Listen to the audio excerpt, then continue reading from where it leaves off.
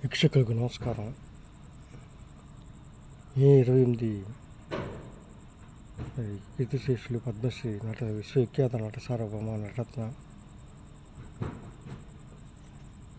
శ్రీ నందమూరి తారక రామారావు గారి జయంతి పురస్కరించుకొని ఆయన పాటలు చేయడం జరిగింది. చాలా బాగా ఆదరిస్తున్నారు, చాలా సంతోషం.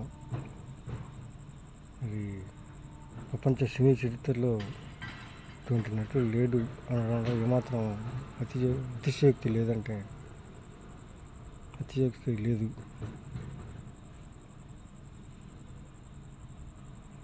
ఆయనే హీరో, ఆయనే విలన్, ఆయనే రాముడు, ఆయనే రావణాసుడు. శ్రీరామ పట్టాభిషేకంలో మరి ఆయనే రాముడికి వేశాడు, రావణాసుడు వేశాడు. అలాగే ఆయనే కృష్ణుడు, ఆయనే దుర్యోధనుడు. మరి శ్రీకృష్ణ పాండవులు ఆయనే కృష్ణుడు, ఆయనే దుర్యోధనుడు.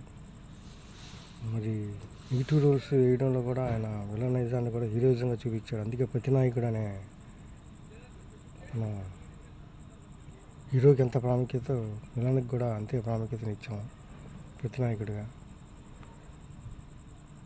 మరి విలన్ నిజంలో నుంచి కూడా మంచిని పిండి చూపించిన ఘనత శ్రీ నందమూరి తారక రామారావుది.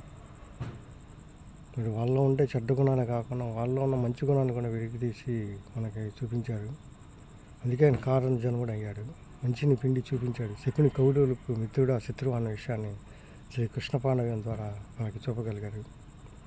ప్రపంచంలో ఎవరు కూడా హీరో విలన్ 2 పాత్రలు వేయడం చాలా పెక్యులర్.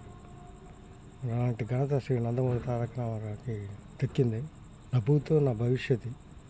మళ్ళీ ఆయన అలాంటి నటుడు పుట్టడు, పుట్టలేడు, పుట్టబోడు అంటే అతిశక్తి కాదు.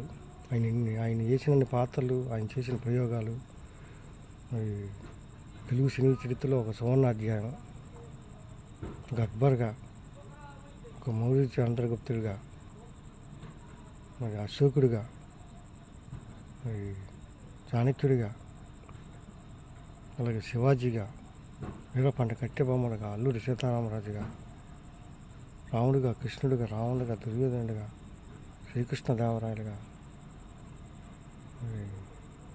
రావణాసుడిగా, దుర్యోధనుడిగా, కీచకుడిగా, వాహనలుగా, శ్రీమద్ విరాట్ పర్వం చిత్రంలో మరి 5 పాత్రలు వేసి మెప్పించాడు. అలాగే దానవీర సూరకర్ణలో మరి కృష్ణుడిగా, దుర్యోధనుడిగా, కర్ణుడిగా త్రిపాత్రాభినయం చేశాడు. శ్రీమద్ విరాట్ పర్వంలో కీచకుడిగా, వాహనలుగా, అర్జునుడిగా, కృష్ణుడిగా, దుర్యోధనుడిగా,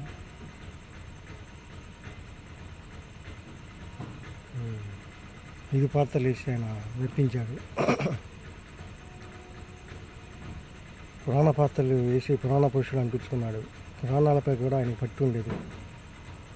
అది ఒకసారి మేకప్ మ్యాన్ శుక్రాచార్య కిరీటానికి బల్లి ఉండాలని సూచించాడు, ఎలుక పెడితే. అందుకే ఆయనకి పురాణాలపై కూడా పట్టు ఉంది. చూడండి, మంచిని పిండి మనకి చూపించాడు. కర్నూలులో దాన గుణాన్ని చూపించాడు, దానవీర సూరకర్ణ చిత్రంలో. అలాగే దుర్యోధనలో స్నేహభావాన్ని, కర్నూలులో ఒక మైత్రిని చూపించాడు. దుర్యోధనలో ఒక నాస్తికవాదిని, హేతువాదిని చూపించాడు. అలాగే రావణ బ్రహ్మలో ఒక శివభక్తి కోణాన్ని చూపించాడు.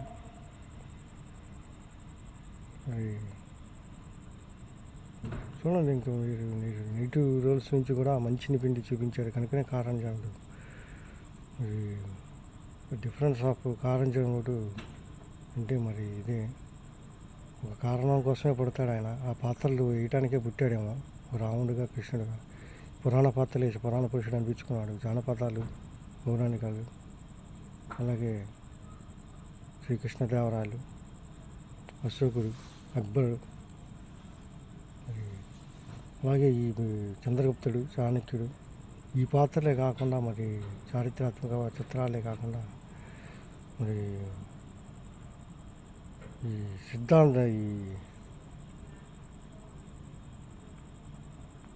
ఆధ్యాత్మిక పాత్రలు, పూతులు వీరబ్రహ్మేంద్ర స్వామిగా, స్వాముల పాత్రలు, శంకరాచార్యులుగా, గౌతమ బుద్ధుడిగా,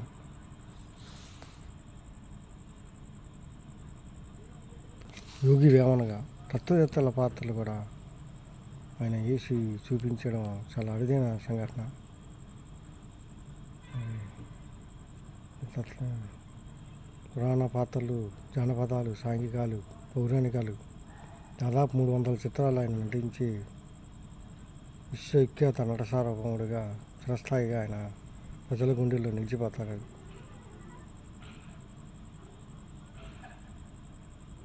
థ్యాంక్ యూ. నచ్చితే లైక్ చేయండి, షేర్ చేయండి, కామెంట్ చేయండి. ఇంకా మంచి వీడియోలతో మేము ముందుకు వస్తున్నాం.